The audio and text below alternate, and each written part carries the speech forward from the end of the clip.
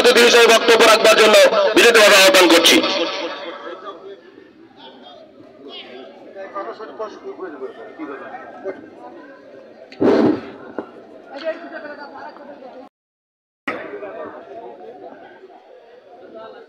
Kajial union BNP আয়োজিত আজকের এই ইফতার মাহফিলের সম্মানিত সভাপতি, মঞ্চে উপস্থিত ফুলবাড়ী উপজেলা বিএনপির ভারপ্রাপ্ত সভাপতি, ১ নং পেলুর ইউনিয়নের চেয়ারম্যান অধ্যক্ষ মাওলানা মোহাম্মদ নবীর ইসলাম, মঞ্চে উপস্থিত ফুলবাড়ী পৌর বিএনপির সভাপতি আলহাজ মোহাম্মদ আবুল বাশার, ফুলবাড়ী উপজেলা বিএনপির সহসভাপতি সাবেক ভিপি সাবেক উপজেলার ভাইস চেয়ারম্যান জনাব নজমুল হক নাজিম, উপজেলা বিএনপির সহসভাপতি সাবেক ভিপি আব্দুল মজিদ, সভাপতি জনাব আইনুল হক মঞ্জু, ফুলবাড়ী কৃষক দলের সভাপতি আলহাজ মনসুর আলী মন্ডল, ফুলবাড়ী পৌরসভার ১ নং ওয়ার্ডের সেক্রেটারি আনোয়ার ইসলাম, ফুলবাড়ী পৌর বিএনপির সহসভাপতি আসলাম সরকার, ফুলবাড়ী উপজেলা বিএনপির প্রচার সম্পাদক মুরাদ হোসেন, ফুলবাড়ী আছেন। সময় নাই, মাত্র আর ৮-৯ মিনিট সময় আছে ইফতারের। রমজান মাস, ত্যাগের মাস, সংযমের মাস, আত্মশুদ্ধির মাস, কি বলেন? রোজার আগে বেশি কিছু কথা বলা যায় না, যেহেতু এটা আমরা রাজনীতি করি, একটা দলের সঙ্গে দীর্ঘদিন জড়িত। দীর্ঘদিন পর আমরা আমাদের অনেক সহকর্মীকে একত্রিত হয়েছি। সংক্ষিপ্তভাবে ২-১টি কথা বলে আমি আমার কথা শেষ করব।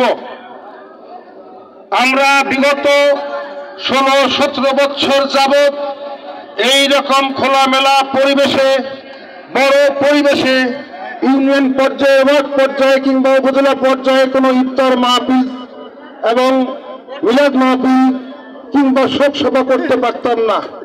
আমরা জানি এরকম কোনো ইফতার মাহফিল করলেই কিছুক্ষণের মধ্যেই দেখেন পুলিশের গাড়ি এসে হাজির হয়ে যায় যে আপনারা সংক্ষিপ্ত করেন, কিংবা এতগুলো লোক একত্রিত হওয়া যাবে না। এরকম একটা অবস্থা ছিল কিনা বলেন? ছিল না? এখন অবস্থার পরিবর্তন হয়েছে। ইনশাল্লাহ এখন আমরা মুক্ত পরিবেশে স্বাধীনভাবে একত্রিত হতে পারি এবং কথা বলতে পারি। কি বলেন আপনারা? তবে আমি মনে করি পুরোপুরি কিন্তু এখনো আমরা স্বাধীন হই নাই। হয়েছে কি? শুধুমাত্র আমরা কথা বলার স্বাধীনতা পেয়েছি, রাজনীতি করার স্বাধীনতা পেয়েছি। এর চেয়ে আরো সামনে কিছু আমাদের কঠিন কাজ আছে। আমি সকলের উদ্দেশ্যেই বলবো, আজকের ইফতার মাহফিলে সকলের উদ্দেশ্যেই বলবো এবং আমি বর্তমান সরকারের দৃষ্টি আকর্ষণ করব। আমরা জানি যে বিগত ১৭ বছর ১৮ বছর যাবৎ ষড়যন্ত্র করে বিএনপিকে নির্বাচন থেকে দূরে রাখা হয়েছে, হয় নাই? ৯ সালে কোনো নির্বাচন, সুষ্ঠু নির্বাচন হয় নাই। ১৪ সালে একটা একতরফা নির্বাচন হয়েছিল। 18 সালেও যে নির্বাচন হয়েছিল সেটাও রাতের আধারে তারা ভোট করে নিয়েছিল আওয়ামী লীগের এবং তার দোসররা। এবং সর্বশেষ 24 সালে যে নির্বাচন হয়েছে সেটা একতরফা নির্বাচন। আর তার মানে অর্থাৎ আমরা দীর্ঘদিন বিএনপিকে নির্বাচন থেকে দূরে রাখা হয়েছিল এবং ষড়যন্ত্র করে মিথ্যা মামলা দিয়ে আমাদের প্রিয় নেত্রী দেশনেত্রী বেগম খালেদা জিয়াকে তাকে নির্বাচনে অযোগ্য ঘোষণা করে দীর্ঘদিন উনি কারাগারে বন্দী অবস্থায় ছিলেন এবং কারাগারে বন্দী থাকা অবস্থায় উনি ওনার শারীরিক চিকিৎসা করতে পর্যন্ত ব্যর্থ হয়েছেন। অনেকবার আহ্বান করা সত্ত্বেও ফ্যাসিস্ট হাসিনা সরকার তার কোনো উপযুক্ত চিকিৎসা না করেই দীর্ঘদিন কারারুদ্ধ থাকা অবস্থায় উনি এখন জটিল রোগে আক্রান্ত এবং এই মুহূর্তে উনি আমাদের এখান থেকে প্রায় ৮,০০০ কিলোমিটার দূরে লন্ডন অবস্থান করছেন এবং ওনার সুচিকিৎসা চলছে। এবং আমরা আজকে সকলে মিলে ইফতারের পূর্বে আমরা দোয়া করব আমাদের প্রিয় নেত্রী যেন সুস্থ হয়ে ঈদের পরে আমাদের মাঝে ফিরে আসতে পারে। আপনাদের কাছে এইটুকু আমার আবেদন। এবং আমাদের নেতা সকলে জানেন দলের ভারপ্রাপ্ত চেয়ারম্যান, উনিও দীর্ঘ ১৭ বছর যাবৎ নির্বাসিত জীবনযাপন করছেন। উনিও উনার পরিবার পরিজন থেকে বিচ্ছিন্ন হয়ে উনিও লন্ডনে অবস্থান করছেন।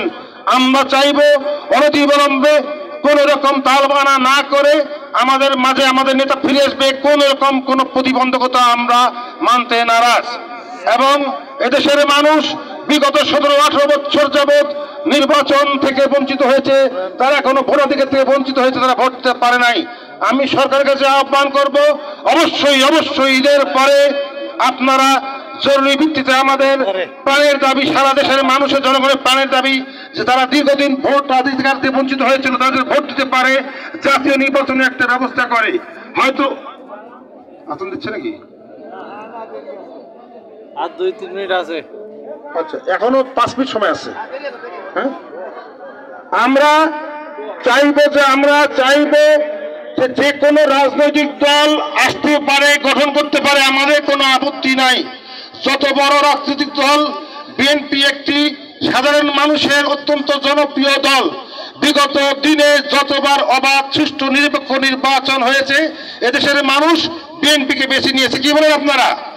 ইনশাল্লাহ আগামী দিনে যদি অবাধ সুষ্ঠু নিরপেক্ষ নির্বাচন হয়, এদেশের মানুষ যদি ভোট দেওয়ার সুযোগ পায়, ইনশাল্লাহ বিএনপিকে ক্ষমতায় নিয়ে এসে আমাদের তারেক রহমান এবং বেগম খালেদা জিয়াকে আমরা উপযুক্ত স্থানে ইনশাল্লাহ বসাবো এবং আমাদের কাঙ্ক্ষিত উন্নয়ন আমরা করব। আপনারাও জানি ফুলবাড়িবাসী, বিশেষ করে আমরা যারা দীর্ঘদিন দল করি, বিভিন্ন আমরা কর্মকাণ্ডে জড়িত ছিলাম, উন্নয়নমূলক কর্মকাণ্ড করতে পারি নাই। আমি নিজেও ফুলবাড়ি উপজেলা পরিষদের চেয়ারম্যান ছিলাম।